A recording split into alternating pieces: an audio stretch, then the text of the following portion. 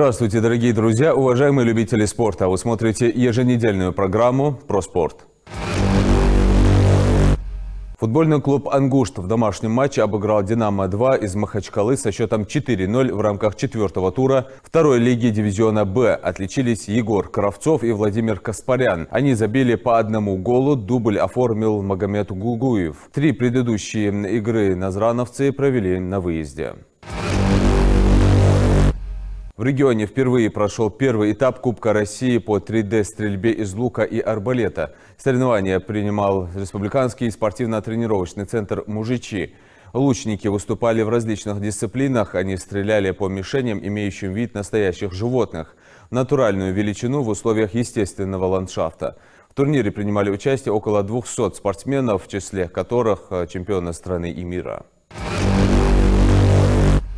В Республиканском спортивно-тренировочном центре «Мужичи» проходят сборы по вольной борьбе. Спортсмены готовятся к первенству России, которое стартует 16 апреля в Грозном. Тренировочные сборы являются неотъемлемой частью подготовки атлетов, закладывая фундамент для достижения высоких результатов в реализации их потенциала в любимом виде спорта. В регионе проходит фестиваль боевых искусств, посвященный 80-летию Победы в Великой Отечественной войне. Соревнования будут проходить до 16 апреля во Дворце спорта «Магаз». Участие в них принимают более 800 спортсменов из разных субъектов России. Турнир проводится по таким видам спорта, как кикбоксинг, боевой самбо, всестилевое карате. У нас сегодня в гостях тренер по легкой атлетике Мадина Мархиева. Мадина Сенгиреевна, Сергей Халшин, приветствую вас в студии программы «Про спорт». В скором времени, в частности в мае, насколько я знаю, должны состояться соревнования по легкой атлетике. Вы обучаете, тренируете наших спортсменов в этом виде спорта. Расскажите, как идет подготовка? Подготовка идет полным ходом. Мы готовим действительно детей разных возрастных категорий. И собираемся выехать на СКФО, это отбор на чемпионат России. Подготовка в себя включает много аспектов. В основном этот период наш подготовительный, он основан на том, чтобы максимально подвести спортсменов и для того, чтобы они реализовались по полностью. Показали свой максимум. Ваши ожидания? Тренера всегда ожидают результатов, но я говорила неоднократно, что у нас в зимний период происходит пауза с учетом наших условий, и наши спортсмены не могут разбегаться по одной простой причине, потому что условия не позволяют. Температура и плюс осадки. Мы очень надеемся, что все-таки наше руководство задумается над тем, что для того, чтобы наш спорт развивался не только в направлении легкой атлетики, во всех видах, нам нужно закрытое помещение. То есть это массово, и если рассмотреть другие регионы, другие города крупные, то можно увидеть, что все виды спорта и подготовка ведется именно в этих закрытых помещениях. Там очень много пространства для того, чтобы выполнить все те задачи, которые поставлены тренерами для спортсменов. Мадина Сенгиреевна, много у вас воспитанников? Это в основном мальчики или девочки? У нас в основном мальчики. Какая возрастная категория? С 7 и выше. Даже есть такие, которые у нас просто для реабилитации приходят, так как у меня есть наработки в области лечебной физической культуры, и не только. Там много методов восстанавливающих. Например, один из методов, метод Фельденкрайза, он называется методом будущего, так как там микродвижения, и практически через эти движения можно привести человека к тем отстройкам, которые первоначально были заложены Творцом.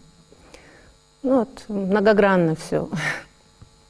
Мне кажется, легкая атлетика и художественная гимнастика, такие виды спорта, они дают определенную базу, для спортсменов, и после они уже могут перейти в другой вид спорта, намного успешнее стать в этом. Как вы считаете? Да, так оно и есть. Наверное, неспроста у нас школьные программы 3/4 отпущены для легкой атлетики и для гимнастики. Если бы действительно все те уроки, которые предназначены для возрастных категорий, качественно проводились бы, то у нас не только был бы прогресс в направлении спорта, также дети уже были подготовлены для того, чтобы уже переходить в большой спорт. Мадина Сингелевна, а набор новых спортсменов как часто у вас бывает? Есть определенные сроки? Нет, никаких сроков нет. Мы с удовольствием принимаем всех желающих. Но у нас, как правило, ближе к летнему периоду, когда начинаются вступительные экзамены, сейчас требования практически во всех вузах, чтобы сдавали какие-то нормативы с учетом заведения. И для того, чтобы сделать наработки в направлении силового аспекта, скоростного области, также общей выносливости. Ну, это, как правило, бег на 3 или на километр, 100 метров, там, подтягивание и прочее. И вот 2-3 месяца, люди думают, что за 2-3 месяца можно показать результат и сдать норматив. Но это, конечно, заблуждение. Естественно, можно улучшить результаты, но это будет с ущербом для состояния здоровья.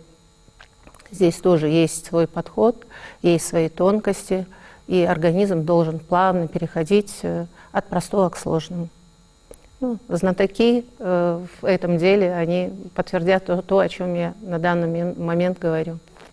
А желающим куда нужно обратиться? Где вы тренируете? Мы тренируем в Назране, стадион Аушева. Его еще называют Ангушт, там, где проходят футбольные матчи. А как часто у вас получается выезжать на соревнования? Ну, 4 раза в год – это максимум. Максимум по одной простой причине, что бюджет не позволяет. Хотя я хочу сказать в свою очередь и поблагодарить нынешнее руководство в лице Белхароева, Султыгова. Они действительно делают все возможное и невозможное для того, чтобы как-то нам помочь. И было бы неблагодарностью не озвучить то, что действительно они стараются. И не только, чтобы легкая атлетика процветала, и и все те виды, которые у нас есть на сегодняшний день.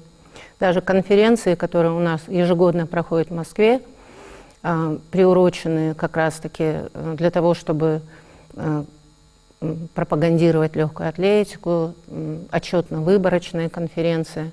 Мы, как правило, своими силами выезжали на конференции эти ежегодно. Но в 2024 году нас профинансировало министерство, за что им большое спасибо. И хотелось бы отметить их работу. И они делают действительно все, чтобы у нас что-то происходило. Благодарю еще раз. Мадина Сингелевна, вот на сегодняшний день каких результатов достигли ваши воспитанники? Есть ли какие-то громкие достижения? И можно ли о них вообще говорить, потому что легкая атлетика у нас не так давно развивается? Да, она у нас действительно не так давно развивается. У нас есть показатели. 2 кандидата мастера спорта на сегодняшний день. И 2, вот те, о которых я говорю, это Костоев Рашид и Манкиев Рашид, где о себе заявили очень серьезно, с ними уже считаются, знают, что они могут составить конкуренцию. Но я вам объяснила, что в зимний период у нас практически пауза, и мы не можем максимально сделать эту подводку. Тренировочный процесс, он очень сложный. И когда у нас происходит форс-мажор, в виде того, что мы не можем себе позволить бегать при температуре минус или при осадках, и когда дорожка не соответствует нормам требованиям, например, гололед, например, когда снег лежит, ну, вы сами понимаете, у нас помещение, ну, где-то метров 10 на 7. И мы ютимся в этом помещении, очень некомфортно, и как-то стараемся для того, чтобы не произошел откат такой значительный, нарабатывать те качества, которые у них отстают. Ну, например, гибкостной аспект, силовой, и работаем также над ловкостью. А вот выносливость общая, нам не позволяют условия именно где-то от 3 до 5 месяцев проводить тот процесс, который должен протекать в целом. Мадина Сенгереевна, на этом все. Благодарю вас за интервью. Желаю вам дальнейшего успешного развития. Благодарю вас также. А теперь дайджест спортивных новостей мира и России. Нападающий Тольяттинского Акрона Артем Дзюба забил 237-й гол в карьере в матче 24-го тура «Мир» российской премьер-лиги с воронежским «Факелом» и обновил свой же рекорд по мячам среди российских игроков. Вашингтон потерпел крупнейшее поражение в матче Национальной хоккейной лиги с сезона 2010-11, уступив на выезде Коламбусу со счетом 0-7.